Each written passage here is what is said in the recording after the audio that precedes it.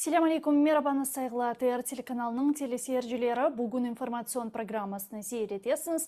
Sizler için men Gülsüm Halilova çalışam ve növbetiki yayınımızda biz Kırım Tatar Milli Meclis azası Riza Agashevkiyevnen sonki aktual meselelerini laf etmege planlaştırdık. O bizni eşite. Selam aleyküm Riza Aga, merhabanız, nasılsınız?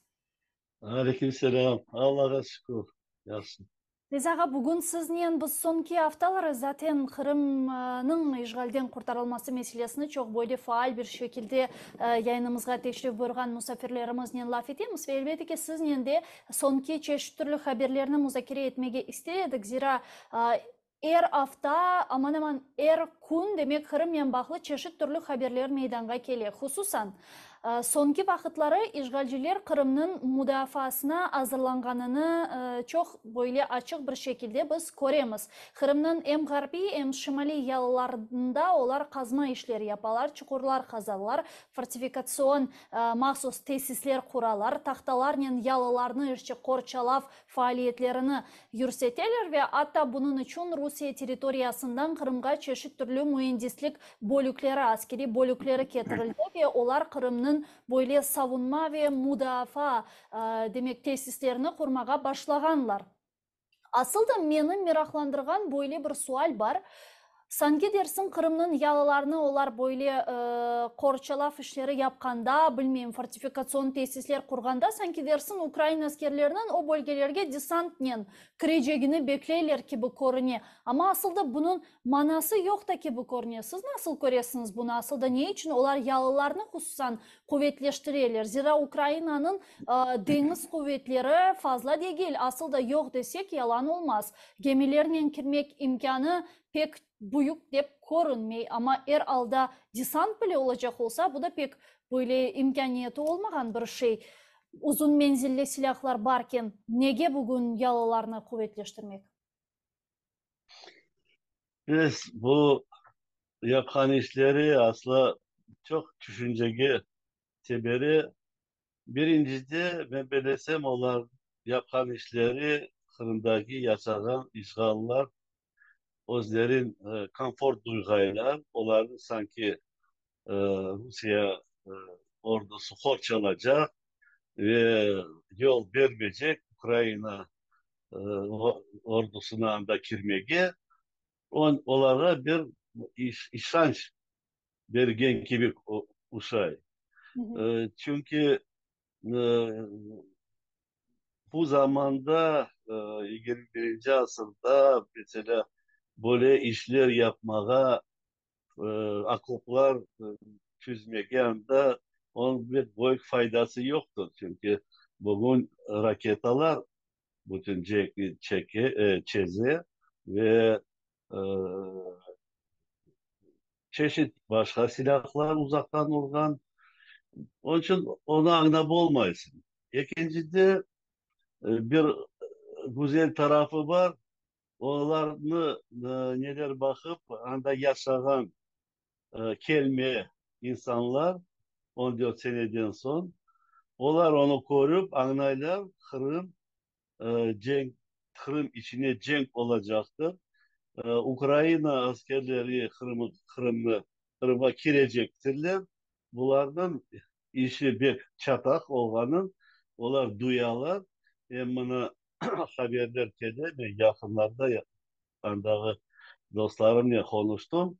Ee, Evlerini tırışalar satıp Kırım'dan horantaların koşureler anda Hı hı. ve böyle bir aktif çıkma başladı Kırım'dan. Bu Ruslar çıkamı Ee, Kırım'dan.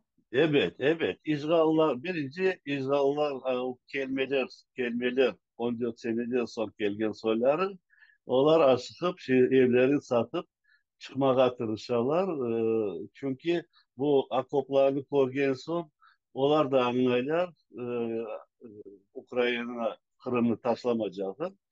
O bir taraftan bizge bir onların işi bizge bir yardım etse. Çünkü bu kadar kelime soylarından da yüz binlerden milyona yakın değiller. Onların çıkarmasına da kopur da dayanamaz. Onun için erken başlasalar çıkışta e, bizge de o bir rahatlık verir diye düşünüyorum. Hı hı. Bu üçüncüde da bir fikir var. Belki de biz her şeyini bilmeyiz de e, bizim VSU mesela her şeyi açıklamayı ve bizim e, NATO e, taraftarlarımız onlar da açıklamalı. Belki de andan bir desant yardımı da gelip olur. Gemiler verirler belki bizlerge. Hı Onun hı. için de oraya hazırlık da olmak mümkün. Ona belki de Rusya razvedkası bir şeyler duyup ona da hazırlanırlar. Bu böyle de fikir geliyor. Ama ne olsa da belli ki Kırım'da e, herkes hasibetti. İzgallar taraftan. Evet, bizim halkımız da hasevetti. Ama bizim halkımızın haseveti bir huvanç hasevettir. Onlar beklerler ama evet yana da atışma başlasa onlar da oradan evet sakınarlar. Yamına E, Reza, Kırım asıl da böyle kolay bir bölgede yerleşken yarımada değil. Kırım'ın coğrafik taraftan yerleşimi bayağı ağır bir yerleşim dep aytmaga mümkün. Zira uç tarafı deniz sadece küçük böyle bir ayetnin koridornen Ukrayna ana kıtasına bağlı. Çünkü bazıları men neden bunu aytam, bazıları de ki demek Kırım'ın işgalden kurtarılığı Kherson vilayetinin sağ tarafının kurtarılmasına benzeyecek. Fakat birçokları ayta ki bu çok korrekt bir misal değil, çok doğru bir fikir değil. Zira Kırım'ın coğrafik anlamda yerleşimi bayağı ağır ve eğer ki köprü patlatılsa Rusya'nın bağlantı tamamen kopacak ve Kırım'da izolasyon içerisinde hem yerli halkla beraber Rus askerleri de kalabilir. Bu bir halkımızga karşı riskler taşıyor mu sizin fikrinizce? evet böyle sakınmak var, bir korku var öyle. Çünkü e, hayda bu işgallar çıkan zaman da çeşit bir haksız işler yaparlar. Onu biz koremeyiz, bilemeyiz. Onun için halkımız bek muhtaç olmak gerek. Son ikinci taraftan eğer Kırım'a yakınlaşıp başlarında e, o yerde toxtalmayacak ve tez tez Kırım'a girip o Kırım'ı boşaltmak gerek. Uzatmayı. O anda aylar beklemek e, ben bilesem bek haflı olur bizim halkımızda birincisi. Ama tez tez girseler e, Ukrayna askerleri olan İsrail'lerin vakti olmaz. Anda ilinmege başka milletlerge tırışırla tez tez aşıkıp aşıkıp kaçmağa. E, belki de aşıda bir fikir geldi. Bu akoplarında kazalar anda deniz etrafına belki de bu İsraillerinin bu kalabarantları andan kaçmagay olarak karşı onlarını kazadırlar. Hı hı. Onlar çıkmagayla. Belki onları tutup anda yerine atıp taşlagayla. Öyle de mümkün. Çünkü Zagran Atriat gibi belki öyle o fikirden de onları kazadırlar. Hı hı. Bu Rusya hükümetten her şey beklemek mümkün. Ama da yana da birinci size kanınız doğrudur. Ben doğru yolumun dedim.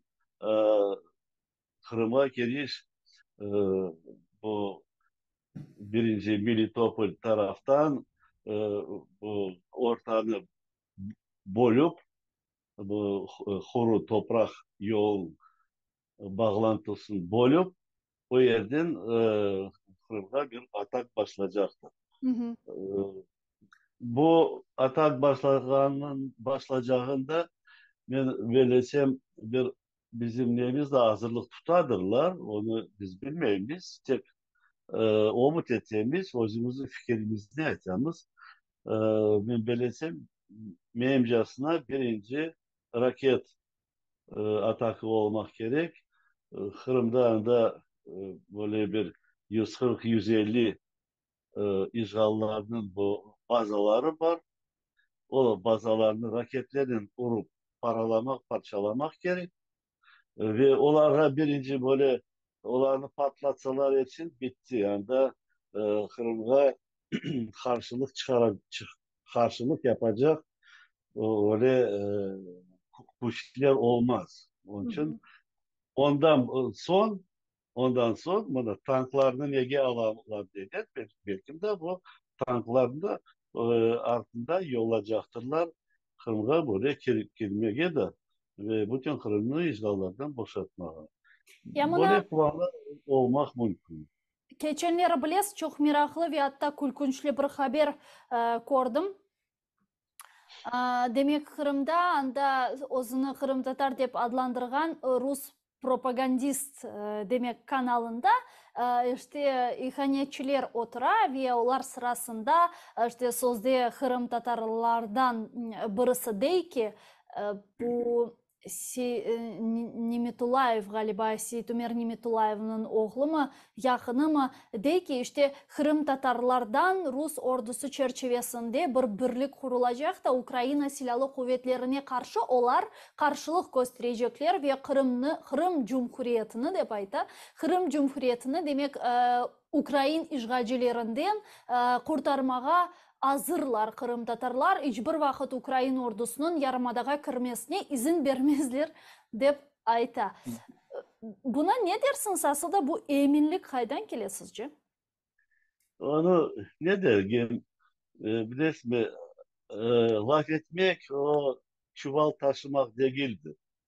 Laf ete ait da onu bu Rus propaganda dizileri çeviriler televizyonda ana böyle böyle şeyler aytıp başladı. O başlığı aytmağa. Kim ona koşulacak? Ona koşulacak belki bir mutlaka bir 20-30 adam tapılır. Onlar ne yapacaklarında? Kimge karşı çıkacaklar? O toplangan günü halk tutturup ayakta durup onları yok etti. Onun için bu dege lafına propagandist işlerine hiç de ben kulak asmayın. Ve onun asla bir diyesi temeli yoktur. Hep sayamı. Ama o çalışmak gerek. Ona bir şey için para verebilirler ama böyle çıkışlar yapsa belki orijinal bir e, bir işanç verecek olan laf etidir. Ama o olmayacak şeydir. Hı hı. Kırım Tatar batalyonu toplanıp Ukrayna'ya karşı bir zaman ondan çıkmaz. Ya mına sizin fikrinizce demek Ukrayna Silahlı Kuvvetleri Kırım'ı işgalden kurtarmak artık istikametine yaklaşsalar, Kırım'a yakınlaşsalar, demek halkımız ve bizlerimizin aslında Kırım Tatar halkının stratejisi neden ibaret olmalı? Hususan bu meselelerini Milli Meclis'te laf edilir mi? E, Resmen böyle laflarını biz Milli Meclis'te laf etmeyi hem laf etmeye de e, bir yolda gösterip olmayımız ama o zaramız böyle konuşkanda fikirleşemiz. Benim mesela fikrim böyle atışmalar başlaganda halkımız e, toplanmak gereklir. Etajlardan düşüp bu kimin soyları var toprakta yaşayan soylarına bu Rus bazalardan uzakça olan koylarga barıp tanışlarına anda onlara toxtalmak gerekir. Anda da onlar düşünmek gerekir. Her bir evin özünün bir podvalları var. Ama o Hı hı. podvallar için bir hazırlıklar olmak gerek. Mesela su, böyle bir e, yemekler, mesela çok dayanan yemekler. Öyle bir hazırlıklar olmak gerek. Herkes o ne o anda alıp düşmek gerek. Herkes onu anlayıştır özleri. Bizim halkımızın adeti var çok konservant yapmaya. Mesela o konservantlar varan olacaktır anda. Hani tek ekmek, suhari öyle bir kuru ekmekler alıp su çok çağılıp ana öyle böyle bir ucum atışma başlaganda anda toplanıp korantalar beklemek gerekir. Ben öyle bir düşüncem var. Ben mesela özümün tanışlarıma, soylarıma böyle fikir her zaman aytam. Çünkü başka bir yolun görmeyeyim. Ee, Eğer ayakta durup, arabaya oturup tırışsalar mesela Kırım'dan çıkmaya o zaman Kopur'da eğer Kopur da sağlam olsa Hı hı. o zaman Rusya bu işgalcileri öyle bir geçiş olur. Anda öyle bir propkalar olur. Maçına geçip olmaz. Caya horantalarla maçların taşlap geçip olmazlar. O kopur etrafında da atışma olacaktır. Kopuru tırışacaklar patlatmağa mesela. Onun için ayakta durup çıkmağa o zaman hiç de mümkün olmayacaktır. Benim fikrimce hem tırışmasınlar. Kırım bizim vatanımız, bizim toprağımız, bizim toprağımız halkımızı saklar. Ondan başka eğer buna sıcak havalar başladı, başladı.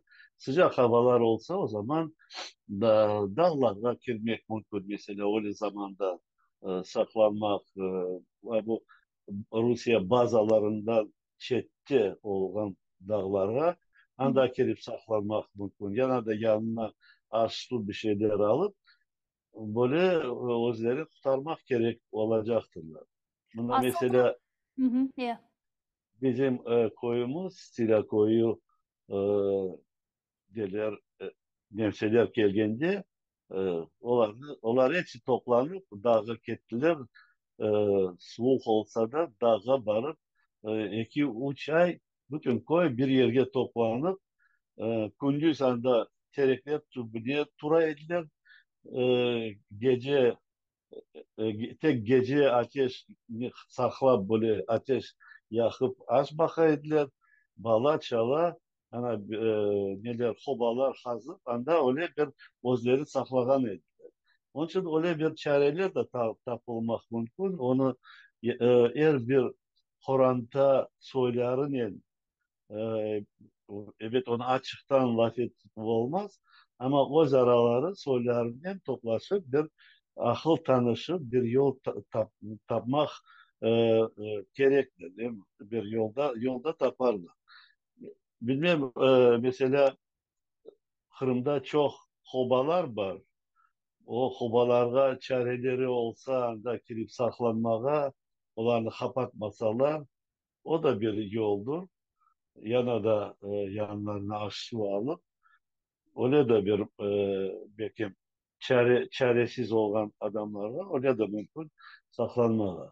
Ama da son atışma böyle raket atışması bitki toktalgan son e,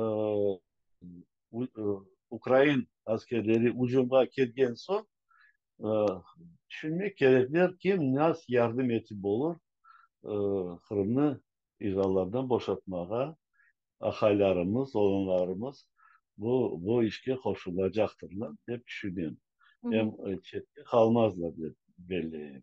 Zaten birçokları Herhalde değil ki demek Kırım'da cenk böyle sanki şimdi Bahmut'ta misali olarak Vuhledar, ne bileyim Marinka taraflarında olganına çok benzemeyecek. Zira coğrafik taraftan aytkanım gibi yukarıda biraz başka Kırım teritoriyası. Misali olarak Amerika Birleşken Devletleri'nin Avrupa'da ordusunun komandanı, sabık komandanı Ben Hodges Kırım'ın işgalden kurtarу planını, o'zining ko'rgani gibi planını böyle tızdı ve Twitter'da aydınlattı. Demek Ben Hodges'nin fikrince Ukrayna artık o'zining janubiy qit'asining janubiy bölgelerini işgalden kurtargan sonra o taraflardan Rusya'nın harbiy bölüklerini, Rusya'nın harbiy hava limanlarına, işte Karadeniz filosuna uzun menzilli silahlarla Garbi ittifakdaşlarımız berse, uzun menzilli silahlarla saldırılar ve ucumlar gerçekleştirecek. Demek sonra Kırım Köprü'ne de bu gibi ucumlar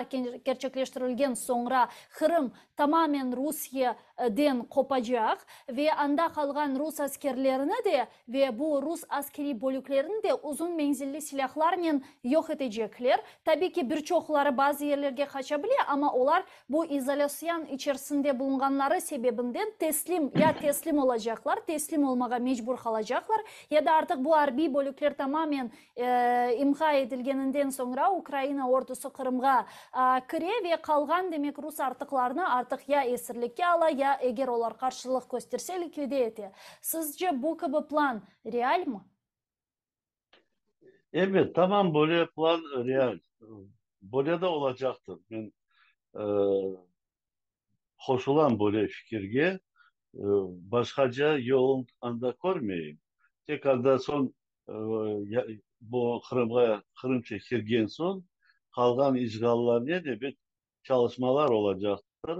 Kopur mesela patlansa ola kalgan işgalcilerge teklif edilmek mümkün. Asirge düşkeyler ve bu halkara mahkemeleri işlerin bakacaktır ve kimdir eğer cinayetçi soylarına bu Vayane tribunaldan geçecektirler. Böyle işte çünkü onlarda e, vakit da kerece em yana da karşılık yapmaya hiç de e, faydası olmayacağını anlayacaklar ve çoksu nege plenge düşmeye tırışacaksın. Hı hı. Ama sonradan başlayacaktır inşallah kalgan e, 14 seneden son gelgen kelime soyları bu gazdan adamlar onların çalışmalar olacak. Onların yandan işlerin bakıp kim ne becerdiği kırında mesela cinayet yapmayan soyların onlarını ozgaracaklar. Kırımdan çıkaylar, çıkıp ketkeyler, kimsenin kaldırmaya asla kimse onların kırımda kalmayacak. Ve ondan sonra bu kalabarantların da işin bakılacaktır. Onların da e, mahkemeden geçirecekler ve cinayetçi soyları hapislerine kapatılacaktır. E, Kalkanları, habatsız soyların bir bakacaklar, mahkeme çözecektir onu. Yani öyle işte. Hı hı. Kalabarantlar da çeşit soyları olmak mümkün. Mesela propaganda çalışma yapanlar, mesela bana yakında Kırım Emir Ali Ablayev Aksyonev'le beraber foto çıkıp neden böyle gramot algandan Rusya'dan onunla beraber foto çıkıp göstergen o öyle bir kalabaran soyu mutlaka Hı e, hı. böyle ağır e, cinayetçi de sayılacaktır ve mahkeme onun kararını kesecek. Zaten Kırım Ama prokuraturası ona da karşı cinayi dava açtı ve birçok Ukrayna ihanetçilerine cinayi davalar açmağa ve onlarını takip etmeye devam etti. Ama demek evet, bu açık ihanetçilerinin yanı sıra demek devlet organlarında çalışan Ukrayna hafızlığına zarar getirgen insanlar anlaşıldı. Ukrayna kanunlarına göre ve Ukrayna cinayi demek kodeksine göre 110. 111. maddeler boyunca kabahatlanacak, suçlanacak ve ceza çekecekler. Ve fakat bularının yanı sıra işgal edilen Kırım'da Rusya'nın menfaatına çalışkan birçok diğer ama devlet organlarında bulunmayan insanlar mevcut. Hususan bu sadece cebede yürütülgen bir cenk değil de bu informasyon cebede yürütülgen de aynı zamanda bir cenk. Ve bu informasyon sahada Ukrayna'nı karalagan, Rus demek rejimini aklagan, Rus rejiminin hareketlerine demek saygı duygan sözde propagandacılar var ve bu propagandacılar sırasında genç Kırım Tatar balları var. Men asıl da hakikaten çok böyle bazen mecburum işim sebebinden bu propagandacı sözde Kırım Tatar telekanalını bakmağa ve anda genç Kırım Tatar evlatları özünü Kırım Tatar dep adlandırgan adı soyadı en azından Kırım Tatarca. Demek bu kanalda çalışa ve Rusya'nın yapkan bu sözde spetsoperasyasını aklagan kelimeler kullanalar. Bu bir. Eki bu bütün müddet devamında özünü jurnalist dep adlandırgan kişiler bir defa bile ötkerilgen kanunsuca Kırım Tatarlarının mahkemelerine barmadı. Hakikatlarını göstermediler. Aksine Rusya'nın yapkan faaliyetlerini ve hususan halkımızga karşı yapkan represiyalarını aklagan ve Kırım Tatarlarını aynı zamanda terörist dep adlandırganlar bu gençler. Sizin fikrinizce bu gibi Rusya'nın propagandasına çalışkan, Rusya'nın menfaatlerini közlegen ve aklagan, belki de bir taraftan anlamay bunu yapkanlarının akıbeti nasıl olmalı? Onlar içinde çeşit soyları var. Anlayan soyları, anlap, anda kirip çalışkan soyları, onların çalışmaları ağır cinayet sayılacaktır. Onu mahkeme bakacaktır. Evet, onların arasında televizyonda çalışkan, mesela mikrofon tutkan soyu ya da böyle senanı donatan soyları, o başkalar. Ama propaganda yapan soyları, Rusya'nın akladan soyları, Ukrayna'ya karşı çalışkan soyları, Oje'nin halkına çalışkan soyları. Onlar mutlaka ağır cinayetçi sayılacaklar ve ben desem mahkeme onlardan karar, keskin karar verecektir onlarda. Evet, mahkeme bakacaktır. Ben onu aytıp olmam. Nasıl olacağın Ukrayna kanunları internette var. Eğer bu icrallar, bu propaganda çalışkan kolaborantlar mesela e, DG ojinin fiyatını kesecek olsa mahkemede ne olacağını açsınlar Ukrayna kanunları okusunlar, baksınlar, gözleri anlasınlar. Men belesem olar olanın okup anlagan son çok su tez aşıkıp kırından çıkıp e, çıkar da joyulu bu mahkemeye düşmegi. Başka yolu onun yoktu hep sayan.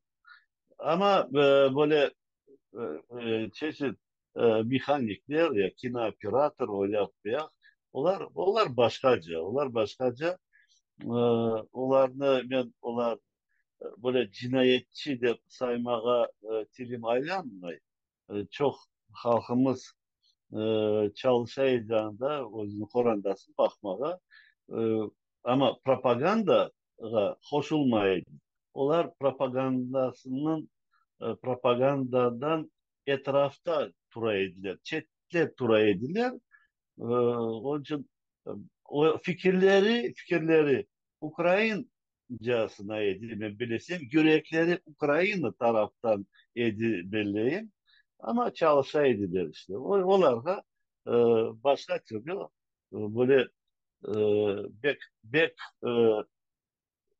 soğuk bakılmayacaktır diye düşünüyorum. Men misal olarak bu meselede pek emin değilim çünkü hiç kimsenin yüreğini açıp o yürek içinde ne olganını bilmey. Hiç kimse bilmez. İnsan bir taraftan milliyetçi olarak korunup aslında yürekte milliyetçi olmayı bile ve artık Ruslarının maliyeti altında bulungan propagandist bir kanalda çalışkan kim benim fikrimce belki kanun tarafından olmasa da vicdani taraftan mesuliyetlidir. Ve benim fikrimce Olarını vicdani taraftan da doğru halk onlarga aytasın. hukum çıkarabiliyor. Gülsüm. Doğru aytasın. Evet, onların cezası bilesin az olacaklar. Onlar Ukrayna kayıttan son onlara iş vermeyecekler. O çalışkan işleri onlara verilmeyecektir. Anlarsın? Öyle bir olacak. Mesela arabacı. Bu propagandisti arabacı alıp gele bir yerge toktay. O o asla fikrine de koşulmay, lafına da koşulmay, sanağa da çıkmay ama çalışaydı. Onu nasıl kabartlı sayacak? Onu kabartlı sayıp olmam ben mesela. Çalıştı. Ama propagandaya çıkıp netken mesela ben çok çalgıcılarda da ben var. Hı E, hı. Böyle bir rahatsızlığım var mesela. Onlar da bu işgallar sınırlarda o Rus bayrakların koterip ve onlar bizim artistler çıkıp, türküler yırlap, onların beyramlarında men o adamlarını anlap olmam. Men o adamlarını içimden aslında e, doğru iş yapmayla diye sayan e, nas artist olsa bile. Onun için onlarını mecbur etip olmaz edilir. Mesela o günü hursaha hırsa hastalansa ya yok dese mesela probleması yok. Ama yaraştırsa bu propaganda işlerini o zaman onlarda da onların içinden belki de mahkeme bakacaktır. Hı E, hı. son o halk arasında da onlarda bir konfort olmaz. E, halk açıktan onlara bir şey aytip olmayı. Ama zamanı gelgende her biri koz kozga aytır, olar pek özlerin konfor duymazlar. E, onların da bir onlar da bir çaresizlikte kala. Öyle soyları ben herkes için aytmayın. Çoksuları toylarga çaldılar. Mesela konsertler halk için verilir. Milli konser. Ben ona zarar getirirler de aytıp olmam. Çünkü bizim kültür medeniyetimiz, tilimiz, e, to- Toktamagay ve onlar onu al baralar halka bir yürek verirler. Onun için onlarda men aslında onlara laf dememek gerek. Çünkü onlar halkının medeniyetin oge alıp baracaktır. Hı hı. Tek propaganda bağlanan soyları onların işi mahkemeye bakılacak. Hı hı.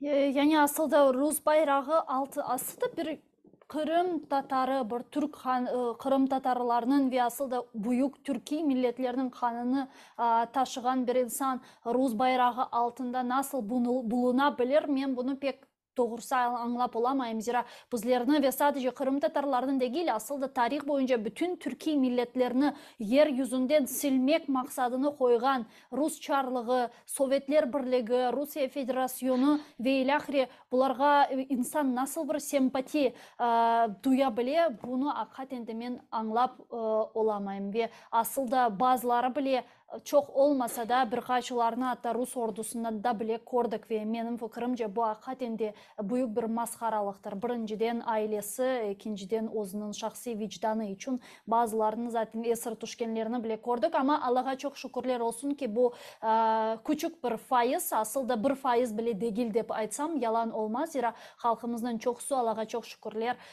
demek boysunmagan ve sadakatini birinciden o'zining halkına beslegen sadakatini saklay. Ya buna Riza abi sizden çok hakikaten de Kırım'ın kaytarılığı hususan harbi yolla nasıl olabileceğini laf ettik.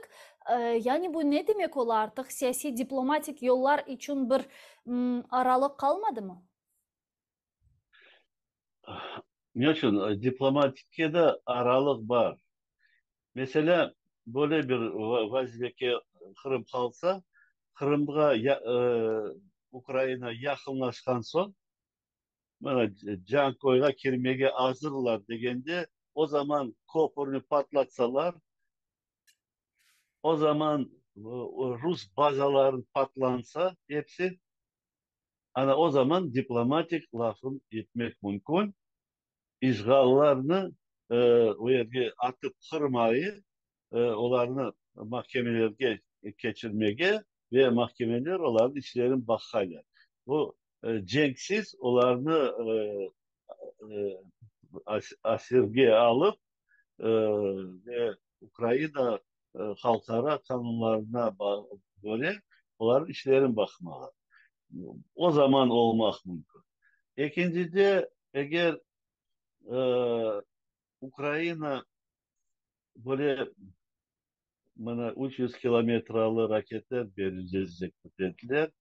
Belki de verilgendir.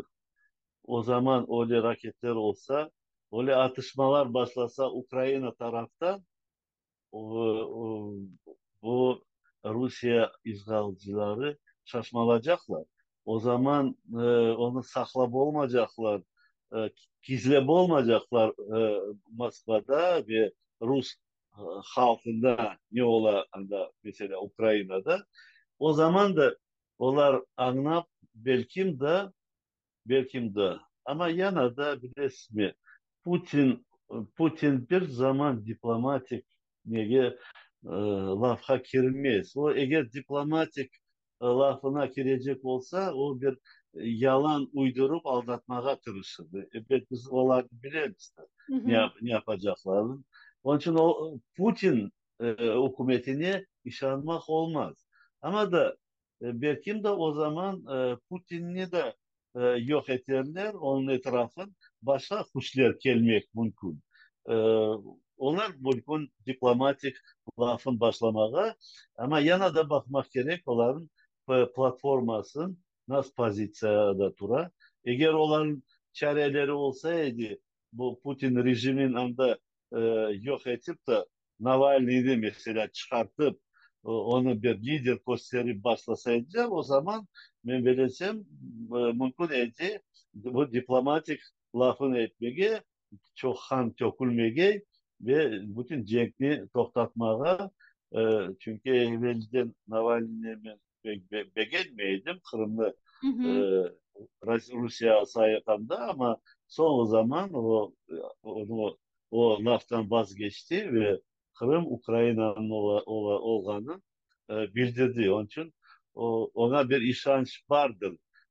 Çünkü başka anda liderler ben korumuyorum mesela. Ki haydi aylansan Putin faşistleri. Ama o zaman diplomatik lafları olmak mümkün. Ama Putin özünün bu olgan rejiminin aslında diplomatik olmak mümkün değil. E, tek aldatmaya tırışacaklar. Ve onlar tırışacaklar mesela onlar Ukrayna'dan onları uğrup çıkarsak da mesela çıkarılsa onlar yana da Rusya'da başlayacaklar e, kuşlar toplayıp hazırlık tutup Hı. yanından bir cenk başlamalı. Onları oraya alda taşlamak mümkün değil. Rusya'nı o zaman e, gayip olacağını devam etmek gerek ve Rusya e, bu normal hükümet olga ya da e, bölünge benim isteğim mesela bölünge da e, bütün respublikalar, federasyonlar degen gibi onlar mutlaka ayrılacaklar, çıkacaklar Rusya'dan. Hem oraya çıkacakların yani kete çok bildirelim.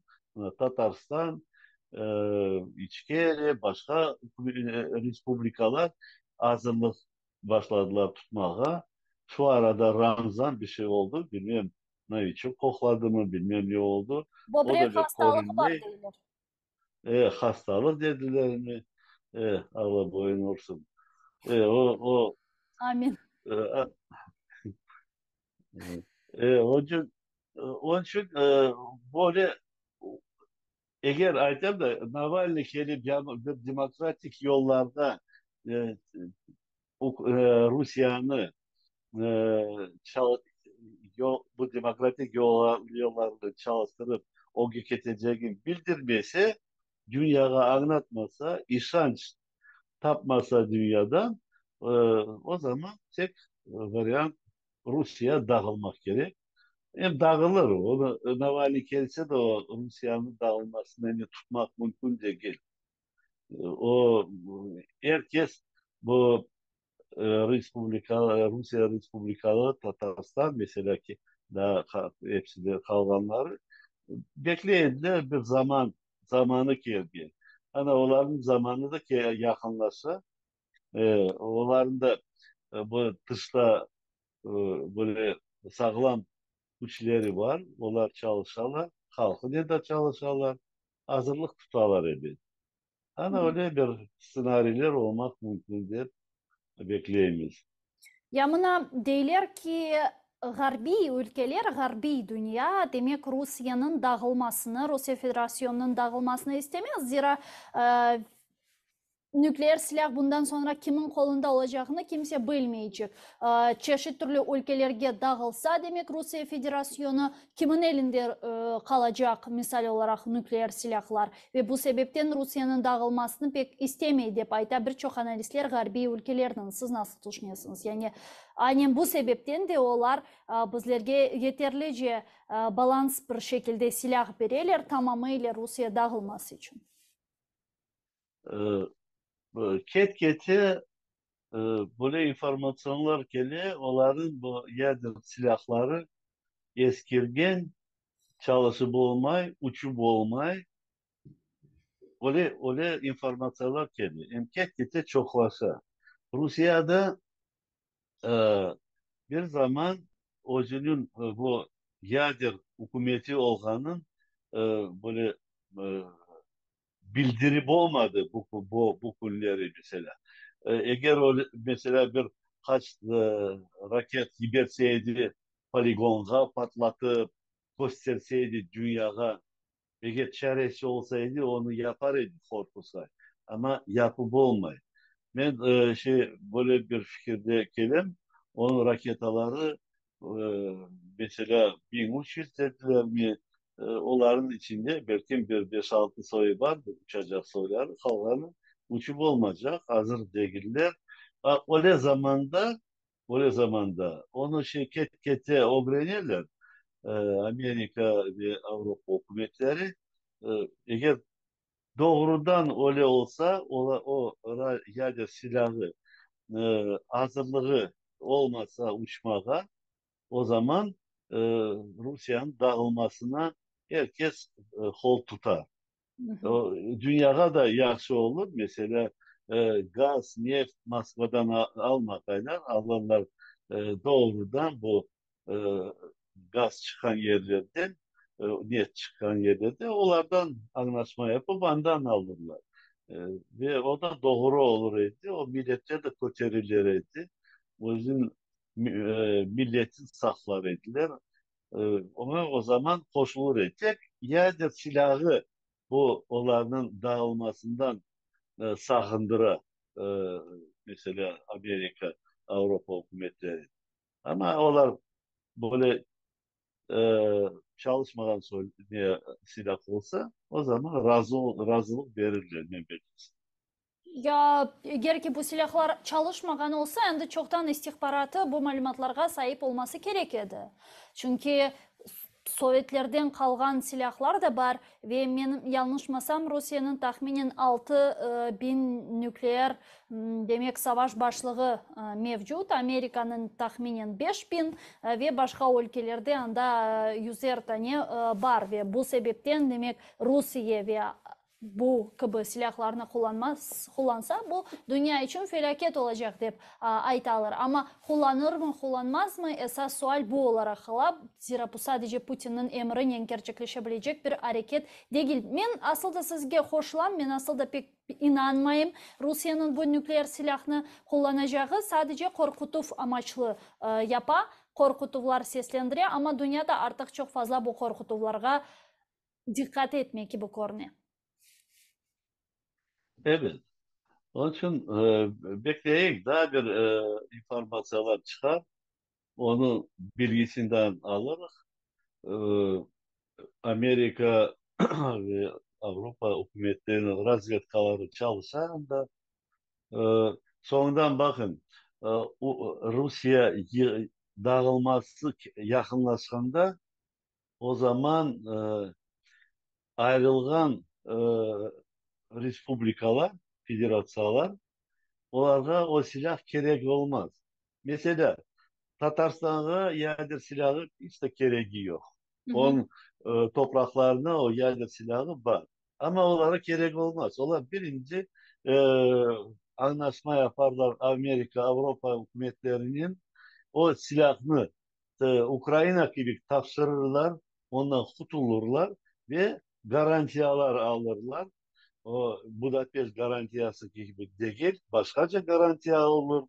Mesela onlarını Korçalagaylar e, kaysi bir ya olacak bir düşmanlardan e, Onun için onlara gereği yok o silah. Silah o tek e, sakınmak mümkün. Mesela e, bu bu Wagner'lerin kollarına düşse, böyle çevekaların kollarına düşse, eğer onlarını çalıştırıp olsalar da, onu da çalıştırmaya kolayca çalıştırıp olmazlar. O zaman sakınmak mümkün. Şoygu, Şoygu, evet, herkes Şoygu'nun sözünü dinleyecektir. Ama vakti geldiğinde Rusya yıkılık alga kalgan son, Ukrayna'dan onları çıkargan son, o zaman Şoygular da yok olacaktırlar, ya bir yakın kaçacaktırlar, ya da bir e, Rusya devleti geliştirecektir. Mesela bu Aysan gibi bir fikir, belki Navalny komandası gelecektir dedi. Öyle düşünceler var. Ama Eğer Navalny Navalny'ye de komandaları gelse, o zaman Navalny'ye bu de bilgi İşanmağa mümkün mü? Çünkü Navalny oğuz vaxtında çok fazla şeyler aytıp geçti. İşte sözde özünü liberal dep adlandırgan ama akılında hakikaten ne olganını bilmegen bir insan ve hatta çok suları onun bile emperyalistik hırsları, emperyalistik gayeleri olganını seslendirirler ve bundan böyle felsefi, retorik bir sual çıka. Yakşı Ruslar var mı asılda? Olarga işanmağa mümkün mü? Navalny bile olsa. bilmez mi? Rusya halkı o bir hasta bir halktır. O hasta halkı bir zamanda normal soyut tasarlamaz. Ancak bir normal demokrat soyut saklanmaz. Ondan başka Nemtsov gibi başka lider anda görünmüyor. Kanaati bulursunuz mu? Kim var Nemtsov'la uşakan soyu bir lider? Rusya. Yok. Ben de görmüyorum. En bir gelişecek soyu, evet, onun ben de çok şey beğenmeyim. Ama en bir gelişecek soru yana bu Navalny'dir. Resmi. Onun için son Navalny'e Rusya halkı, bu hasta halk, ona kol tutmak mümkün, biliyorsun. Bu hasta halk başka demokrat da önüne, mesela şey, Amerika'dan bir böyle progresif Rus soyandan Osken adam gelse, devrimsizce demokrasiya kuracağım da böyle yapacağım diye ona kol tutmaz bu hasta halk. O hasta halkın o gibi bir lider çalışmak gerek. Ana Navalny olan içinden çıktı. Ona az bir şey kol tutarlar. Belki de bu böyle bir varyant gibi olmak mümkün diyeyim. Başka yol görmüyorum. Hı hı.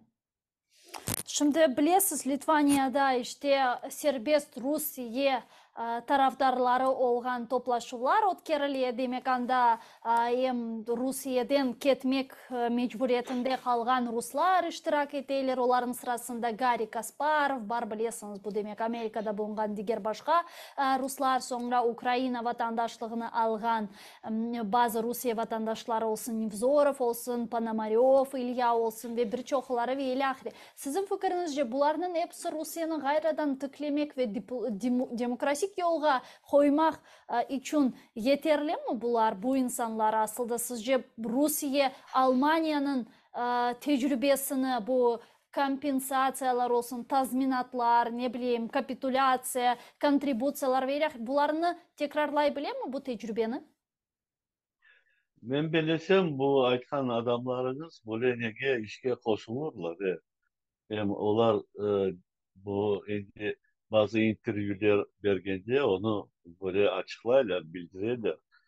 Rusya e, özünün bu e, yapan işleri için mutlaka e, Ukrayna'da büyük yardımlar vermek gerek, para ayırmak gerek. Onlar koşullarlar.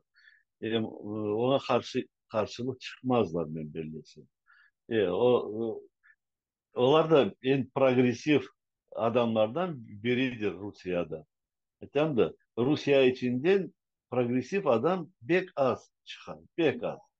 Bu millet zaten bir çuma gibi bir hastalangan onlar arasından bir, e, onlar arasından tek bu silahsız adamı atmağa öyle soyları çıkar.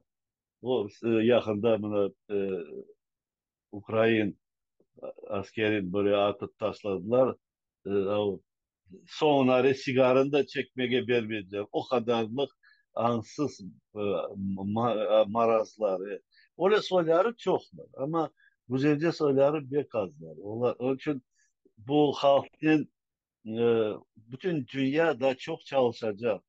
Yıllarla, 10 yıllarla onlarını bir terbiye o hastalıktan çıkarmak için ne kadar vakit gerek olacak? Mesela Almanya'nın yarısı GDR olup Sovyetler koştular, ayırdılar. Hı hı. Ne kadar vakit bu GDR'ni bir doğru yola koymaya bütün dünya çalıştı.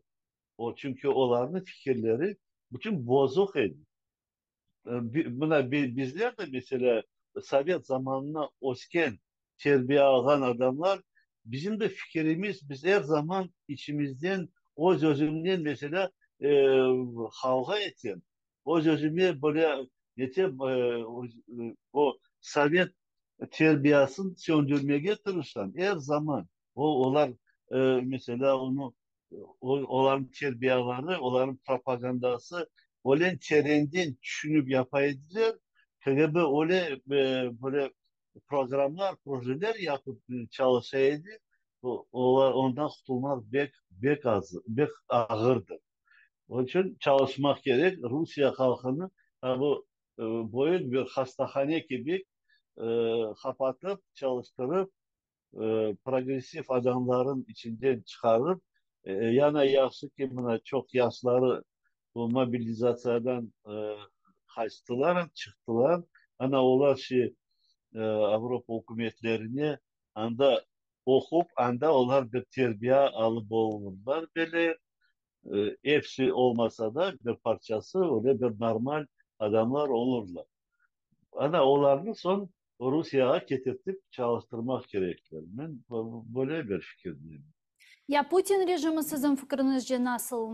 Yani biz 91 sınırlarımızga qaytkanımızda da Putin rejimi saklanılma ihtimali var mı? Kaçıncı seneleri biz? 91 senelerine biz qaytkanda sınırlarga. Evet. Ha, o zaman evet biz sınırlara böyle yakınlaşsak Putin rejimi olmayacak. Hmm. Putin rejimi o zaman kayıp olacaktır. Bu anda onun beğenmegen değil ama konkurent, pahılanan güçler onu tez tez tırısırlar yok etmeye, özleri e, hükümeti kolga almaya. Ama nasıl soyları gelir onu bilmiyorum. Anda bakın bu çevekalar ne için kurula? O çevekalar, çeşit çevekalar kurula. Onlar da bir özlerin armiyaları kurup hazırlık tutarlar. Putin'i gayip etken son kim Moskva'nı kolga alıp bütün Rusya'nı kolga almaya tırışacaktır. Adana boy kalabalık çıkacaktır. Evet kalabalık olacak. Onsuz olmaz. Bir virajdan cenki de olmak mümkün. Ne yapayım? Eğer onlar e, başka fiyat kazanmadılar. Çünkü ayten de onlar ana babaları o malların cenkeyi verip buna yakında bir aitti. Onların da kiliselerini Tatarstan camilerini böyle setkalar Rusya armiyası için e, setkalar tikip netip hazırlıklar yapıp cekke verilir. Sanki onlar o hükümetin korçalaydı. Anlamalar mı onlar? Bu bütün din tarafı da onlar çalıştıralar. O yüzden Hı hı. bu agresiya cenkini a- sanki onların hükümetine beri hücum ettin. Sanki onların toprakların beri kimse tartıp algan ama fikirleri öyle sanki onlar özleri korçalagan gibi böyle çalışmalar yaptırdılar olarda. Onun için bek ağır bu Rusya hasta halkı. Hadi, bu kısmet olsa eğer bu 91 sınırlarına Ukrayna kelip çıksa birincisi Ukrayna kurtulacak.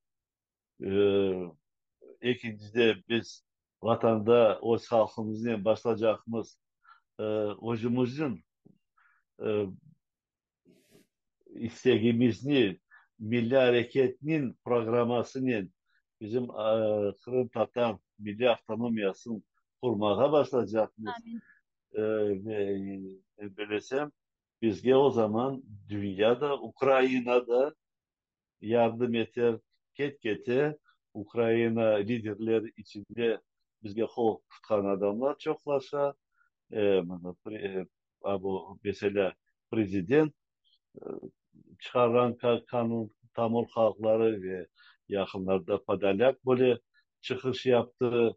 Bizim halkımız için ayıttı. Hı hı. Bana böyle progresif adamlar çoklaşır Ukrayna'da ve bizim halkımızda kol tutacaktırlar. Bizim halkımız e, bu, bu işgallerden boşalgan son başlayacaklar. O yaşayışın, hayatın kurmaya ve normal yaşayışının til, medeniyet, din her taraftan böyle bir olgek etmeye e, kısmet olacaktır. Hep inşallah. İnşallah. Çok sağ olun Rizaga. Büyükten büyük teşekkürler yayınımıza koşulganınız ve suallarımızga cevap bergeniz için. Növbetdeki yayınlarımızda daha kalgan birçok meselelerini müzakere etermişiz. İnşallah. Sağ Allah olun sizde. çok Sağ sağ olun. olun. Meclis Sağ olun. azası Rizaga Şevkiyev bizle canlı bağdaydı. Saygılı dostlar, atayırlı olunuz. Görüşkence.